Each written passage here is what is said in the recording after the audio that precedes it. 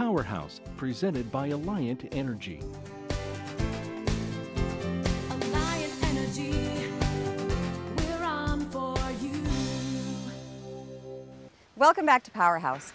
Whether you're building a new home, like they are here, or if you've lived in your house for quite some time, the placement of your home on the property can have a big bearing on how much energy you consume. Now the good news is just a couple of well-placed trees can help you save energy costs. To tell us more about that is Mark Pingenot from Trees Forever. And Mark, can trees really make a difference on our energy bill? They sure can, Megan. Really, a homeowner can save in upwards of $100 to $250 a year in energy costs with a minimum of 3 to 4 well-placed trees on the property. That's significant. I want you to explain to us so we can all do it for ourselves. How can trees do that? And let's use this great visual aid that you brought. I love Sure. this. I brought a home with me here today to help us demonstrate proper tree placement. Really, tree placement on the landscape for maximizing energy costs is about the positioning in terms of the directions.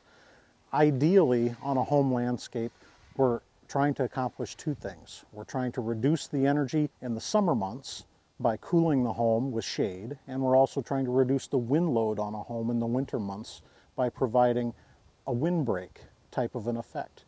So here we have around us a windbreak to the north and the west of this home, assuming that it's facing to the south. Okay. And by planting a couple of trees in this landscape, one to the west, if you would there, Megan. All right. Oh, I see And the difference. The tree on the west reduces the intense afternoon sun load on the home and helps cool the home. The second best place to plant a tree for maximum energy savings is on the east of the home to reduce an intense morning sun effect. Okay, so it's not just about cooling your home in the summer. There's a big element here to the winter time too. That's exactly right.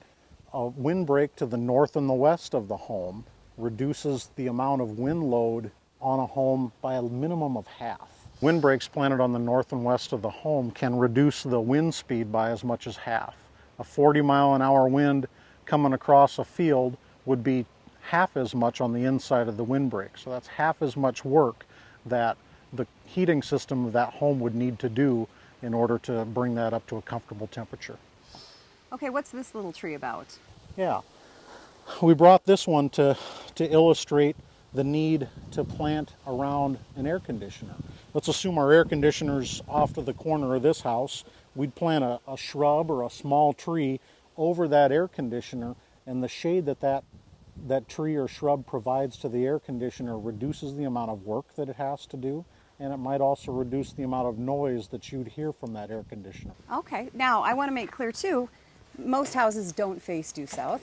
Right. So even if the house is situated like this on the property, you would still want the trees to be on the west and the east, right? Exactly right. It's not a matter of a function of planting to the left or the right of the house. It's a matter of planting in the right locations for optimal energy efficiency is the west and the east side of the home.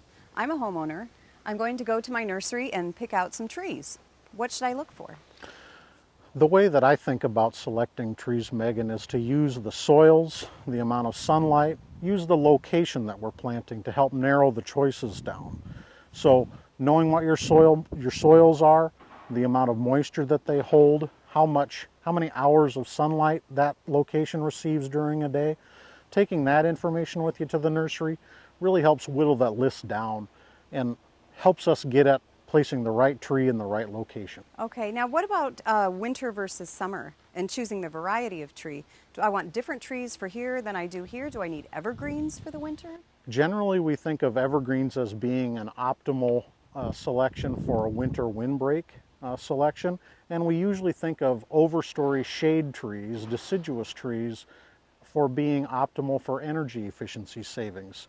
They allow sunlight in during the wintertime when the leaves are off, and they block the sunlight from coming into the home when we want the maximum cooling effect in the summer with shade. You know, when you lay it out so easily and simply, it seems so logical. Let's talk a little bit about safety. Anytime we dig into the ground, we want to talk to our viewers about safety and tell us about tree planting safety. Whenever we plant trees, it's critical that we call 811, which is the national one call number, a minimum of a couple of days before we intend to do our digging.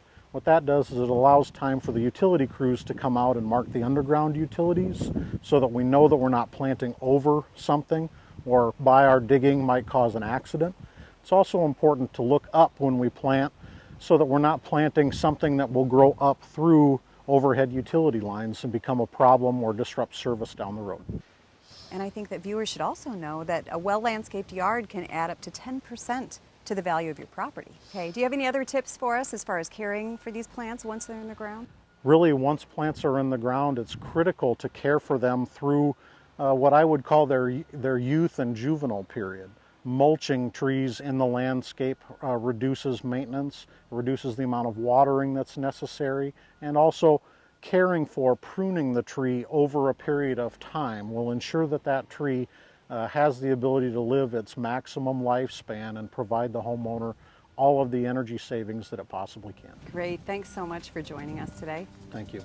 If you'd like to see these tips and learn more, visit our website at powerhousetv.com. Powerhouse, presented by Alliant Energy.